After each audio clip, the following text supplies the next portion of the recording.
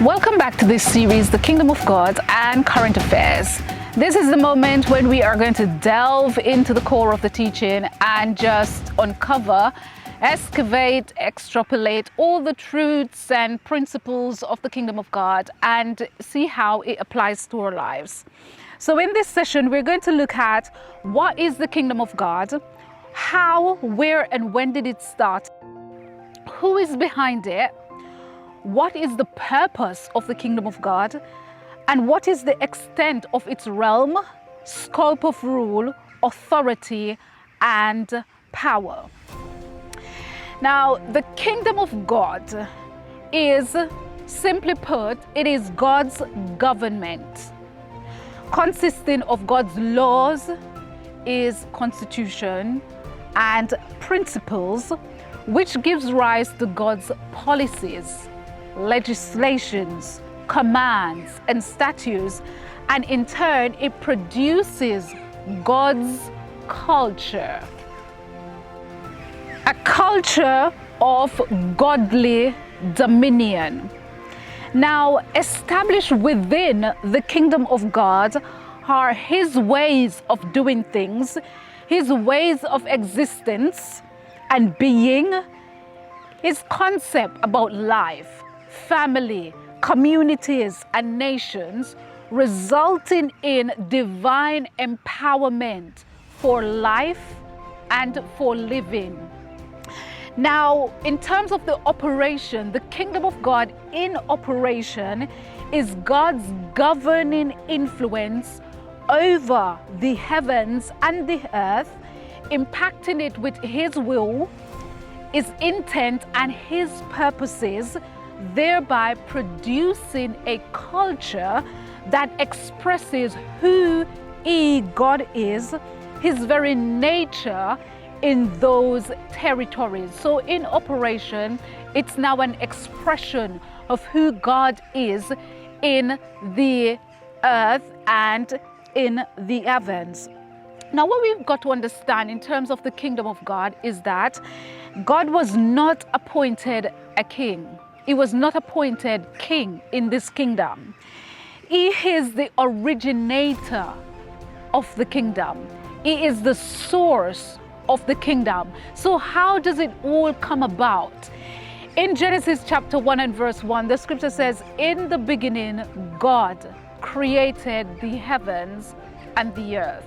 In the beginning, God created the heavens and the earth.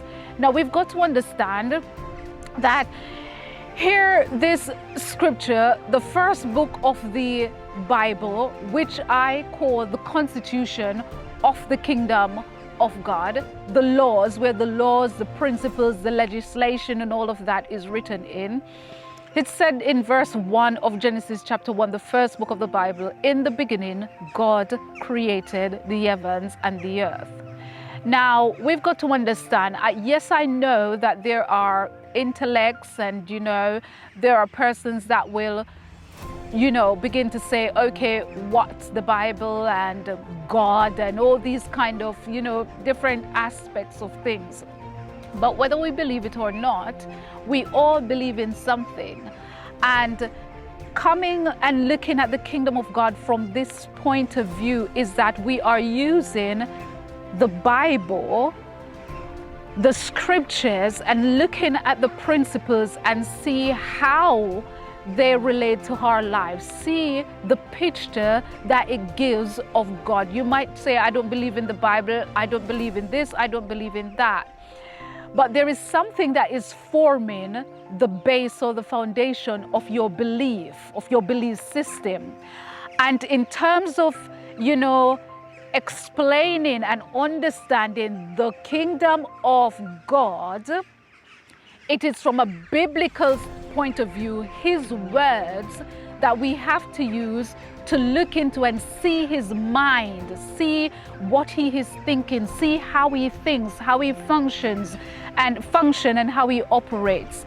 So it is everything about this teaching, it's going to be based on the Bible, the constitution of the Kingdom of God.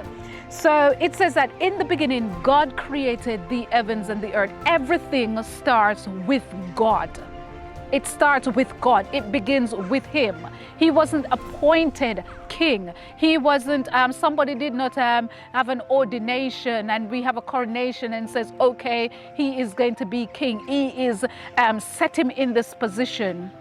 He is the one that set himself in this position. And when you begin to understand this, then you begin to understand how applying the principles will begin to empower your individual life, because you're going to see that what you are establishing yourself upon is a foundation that cannot be moved. It's a foundation that is firm. It stands forever. And so you can rest assured that once you entered into this kingdom, once you begin to embrace it, it's not something that today it is and then tomorrow it's not, or something where today it is in this shape and form and then tomorrow it's in another shape or form. It is constant. It remains the same because God is constant. So in the beginning, God created the heavens and the earth. You need to understand here and now that it's not man that decides, because we do have lots of theory that thinks, it was a big bang happened, or for example, evolution, and we evolve over time. And then as we evolve, this is what comes out. This is the end result. This is the product. Now, if your concept and if your belief is based on that, if that's the way your belief system is built up, then you will find out that throughout life you are going to experience fear, anxiety, worry, and all of this, because it could be like, okay, if there was a big bang and we get here, there might just be another big bang and we're going to get to somewhere else. And so there is not a solid foundation for your life. But then if you build on this, where as we go through we'll understand who God is, then you'll understand that this is a solid foundation, that it's not shifting, it's not moving. It's something where you can develop on it and you can become stronger in it, and you can enter a place where you have more dominion and more authority and living in that, as I said, that godly dominion in the earth. So according to Genesis chapter 1 verse 1, everything starts with God. It didn't start with your mother and your father. It didn't start with maybe the government that you are living under. It didn't start with your grandma. It starts with God. And as we explore, we will see who God is and the very nature and his character, which will help us to navigate our way through life in this kingdom. So it says he created the heavens and he created the earth. He was not appointed.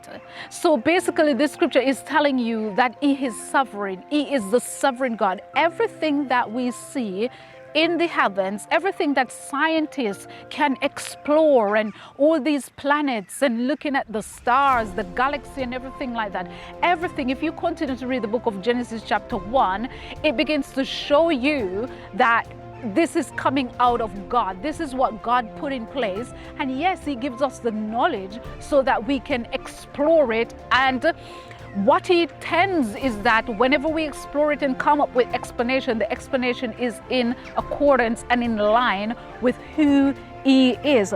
So he is not appointed, as I said, as a king. He is the source of it. He creates the heavens and the earth. This established God's sovereignty. It established his supreme, that he is the supreme being. He is the Lord over everything. Now, in Isaiah 60:61, what does that mean when it says, now God creates the heaven and the earth? How does that then make him king? How does that then make him supreme? Now, in Isaiah 66 and verse 1, the scripture says, this is what the Lord says. The heaven is my throne, and the earth is my footstool. So now you understand, Genesis 1:1 says God created the heavens and the earth. But then when we skip over to Isaiah 66 verse 1, this now begins to it begins to give the description, and it begins to put the meaning to heaven and earth here. So it says that the heaven is his throne, and the earth is his footstool. Now, when you think about throne, the only place that throne exists, it is in a kingdom. So it's basically saying that the heavens, because the heavens, when he created the heaven as his throne. He created the heaven as a place where he sits. He sits as a king. He sits as Lord. And some of you that may go to church, or you say you go to church, as we go on in the scripture, as we go on in this teaching, we will understand that we don't go to church, but we are, those of you that are, you accept the kingdom of God, you accept his teachings, you accept the principles and all of that. The church is an individual living organism that literally administrate the affairs of the kingdom of God. So some of you might go and you might lift your hands and you said you are Lord or Lord and all of that. What is Lord? The context and all of that. What makes him Lord? What gives him the right to be Lord? When you look at the word Lord, it speaks about ownership. It speaks about possessor. It speaks about someone that owns something. It's like a landlord that owns a land, or you're living in a rented accommodation. You have a landlord owns the house. It belongs to them. So now he is the Lord because he creates everything. He creates the heavens and he creates the earth. So he is Lord. He is sovereign. And when he creates the heaven, the scripture here tells us that this is what the Lord says: the heaven is my throne. That's where he sits and that's where he rules from. Heaven is his throne. Now, there is another thing that is in the sort of religious idea where we just think that heaven is a place where we are going as a home. But what we need to understand is that where God is concerned and where the principles of his word is concerned, he doesn't call heaven the home. He calls heaven his throne. That's where he rules from. And if heaven is his throne, earth is his footstool, it simply means if we're now in his kingdom, if we come to be a part of his kingdom, we are coming in a line with heaven. We're coming in a line with his throne. We're coming in a line with his government. We're coming in a line with his laws, with his legislations, with his principles. We are aligning ourselves with that. And if we align ourselves with that, then the dictates of this world that is governed by the kingdom of darkness, we immediately come into a place where we can overcome that. Because we are now in a kingdom that is greater than the kingdom of darkness. We are aligning and repositioning ourselves with heaven, with the throne of God, pulling from the resources of God so that we can live effectively in this earth. So the heaven is the throne of God, and the earth is his footstool.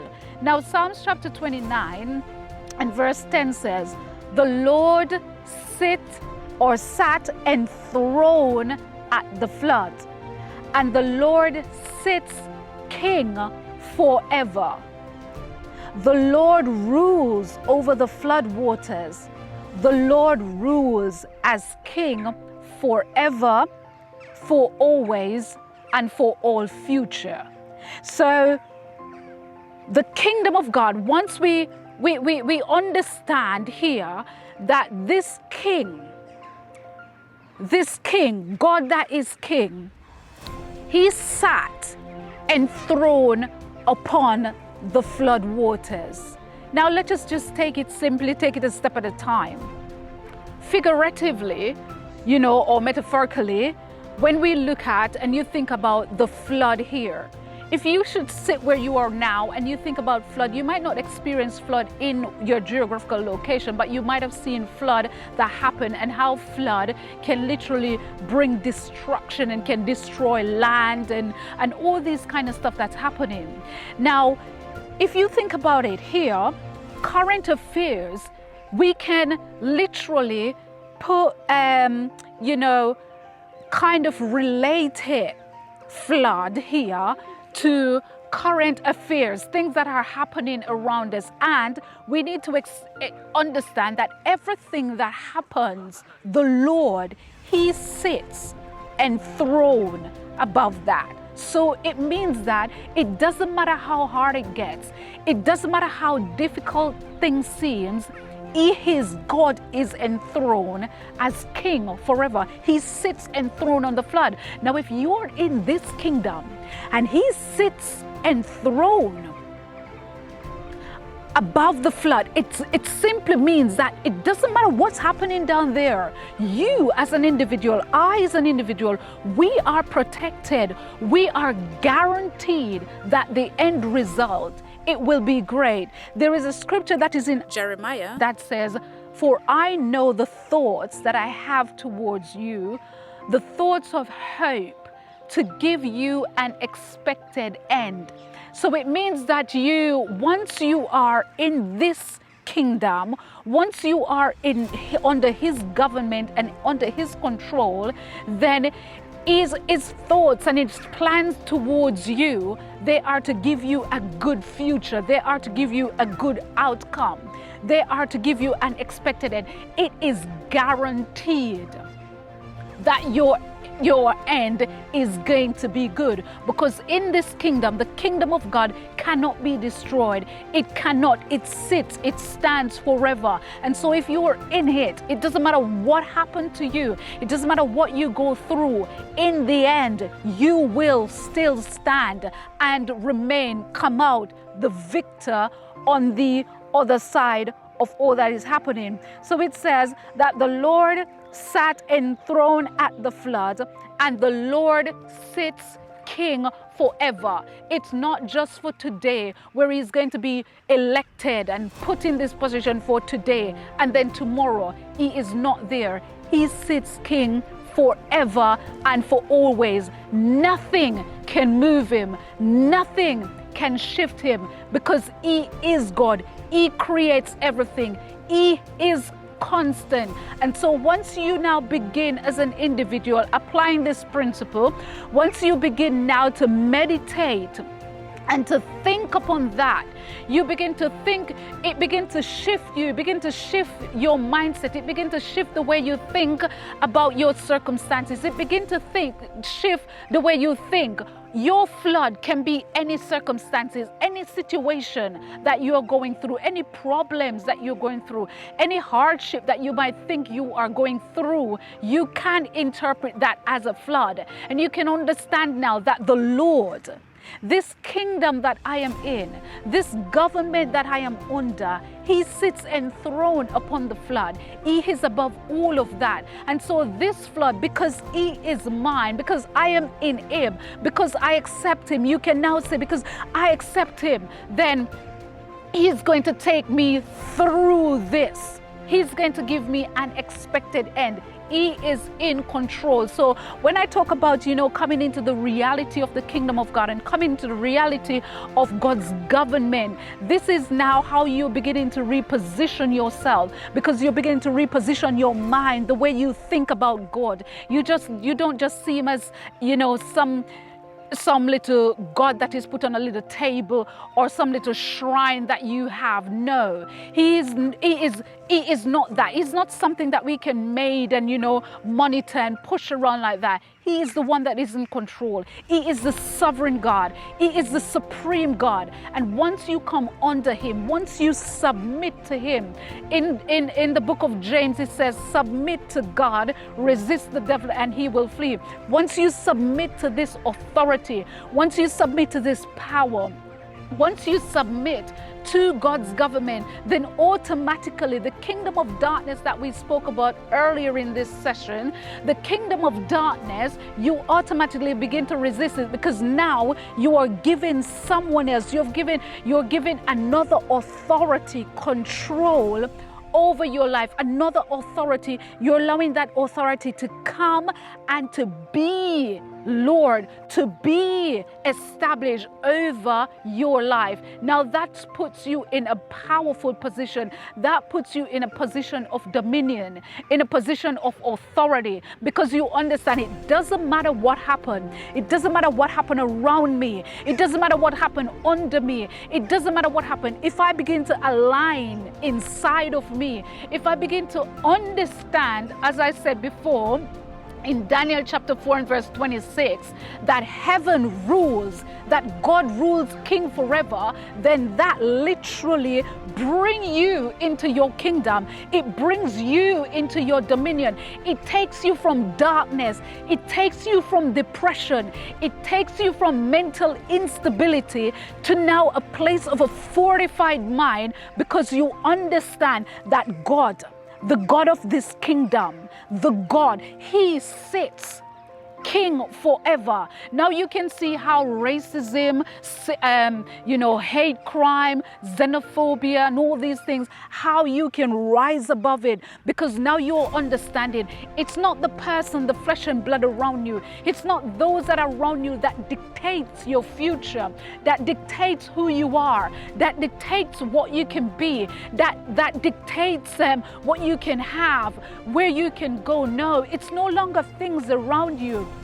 But now you have positioned yourself where you are being dictated by the King of this kingdom. You come in line with Him. You come in line with His words, in line with His principle. You allow your mind to be changed by the power of His word, the constitution of the kingdom, and then your life begin to shift. You find out that things that used to bother you, it doesn't bother you anymore. I remember just for an example here, I remember when I was living with my mom, and there were some times when my mom, like she would find something irritating. Like she would find, say for example, if I do something, she might say that sort of irritates her. And then there was one day when I said to her that, Mommy, it's not the thing that's irritating you. I use an example to her, and I said, if you have a flower pot here, you can have a lot of different people that come through the house and they look at this flower pot, and everyone that looks at it has a different reaction. Someone comes and says, oh, it's lovely. Another person comes and says, oh, it's beautiful. Or somebody comes and says, I don't like the green. And another person comes and says, so it's not the flower in itself. It's not the flower pot in itself, but it's how each person reacts to the flower pot. Now your reaction depends on where you are at. Your reaction depends on your level of maturity in the kingdom of God. And so when we begin to use these words and use these principles and establish the position in our mind of who God is, where He is, this kingdom that we're in, His government that we come under, then when things happen around us, our interpretation is now different. We are interpreting it from God's standpoint. We're interpreting the situation from the way God sees it, what He says about it. And so it doesn't matter what people say around you, what they do, what they say, you now come into a place where your interpretation is from the principle of the word. So what is happening, whatever is happening, you now have this consciousness in you, in your mind. God sits enthroned upon the flood. God sits king forever. I am in this kingdom. I am in His kingdom. He sits forever. I am submitted to Him. And so now you can literally walk with confidence and says, because He sits king forever, because He's enthroned upon the flood. There's one scripture says, when you go through the water, when you go through the flood, it's not going to overflow you. When you go through the fire, you will not be burned. For you to have that reality, the reality of that scripture coming through, and you see it in your everyday life, in your existence, you have to begin to understand that it's this kingdom, this government, this law, his legislation, his policies that you are now under. You come under that. There is one scripture that says, I think I referred to it before, resist, submit yourself to God, resist the devil, and then he will flee. So you submit, you come under his kingdom, you come under his government, you come under his law. And once you are under his law and in the boundaries of his law, then everything else that happens around you, it will happen for the glory of God. In that, God's glory will be manifested in the situation. So you're repositioning your mind, repositioning yourself in this kingdom. So he sits king forever. He's enthroned on the flood. It starts with God and it's going to end with God. It doesn't matter what happened in between. It starts with him, it's going to end with him, and it's going to be a victorious ending in the kingdom of God. The kingdom of God is an absolute kingdom. What I mean by an absolute kingdom is that if you think about the United Kingdom, for those of you that are living here, you will think you have the government, you have the monarch, but it's a constitutional kingdom. It's not absolute. So it means that things that the queen, decisions and all of that, there has to be, liaison. The monarch liaison with the government liaison with the monarch, and that kind of setting. But when you come in the kingdom of God is an absolute kingdom, which means that whatever God say, that is what goes. That is what stands. It's an absolute kingdom. Now, in this kingdom, what it does is that he makes the rules.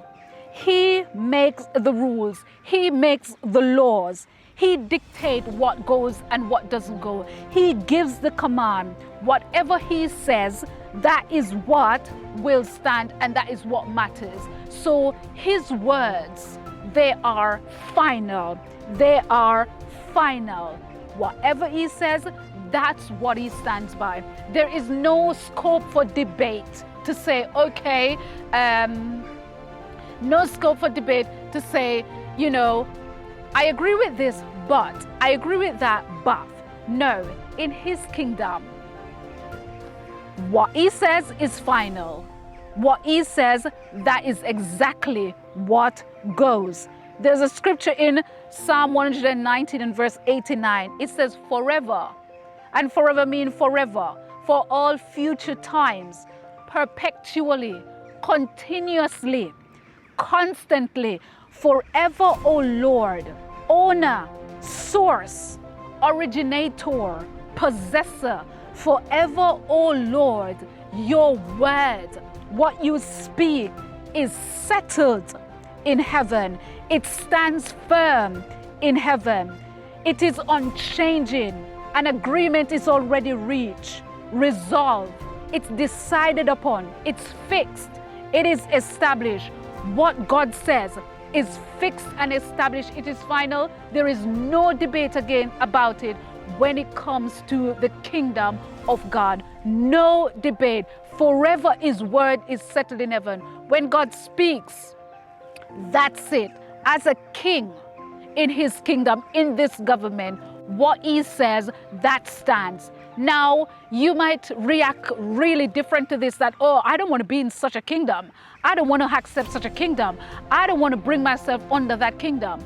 But you will understand, because, and especially because we're living in a democratic society where we lobby and we debate and we agree and we disagree and all of that kind of thing. We are of that culture. And because we're of that culture, then it's almost that we can't accept it, and we think that, oh, it's, like a dictatorship. Now, you need to understand that in this thing, even though his word stands and what it stands sure. You will find out as we go further that this is an advantage to us when we come in his kingdom rather than a disadvantage. So it might seem, because we're living in a democratic society, being in this absolute kingdom where the king's word stands, it's just the king word that goes, it might seem strange, but then we will understand that it is for our advantage rather than our disadvantage, because this king who is God is not a tyrant. Remember that we look at St. Luke chapter 12 and verse 32, where it says, "Fear not, little flock, for it is my Father's good pleasure to give you the kingdom." So it is the Father's good pleasure. It's a Father that we are talking about. The king, even though he sits king forever, this king, once you come in his kingdom, once you come into his government, once you come under his constitution, once you come under his control, then his heart is a heart of love.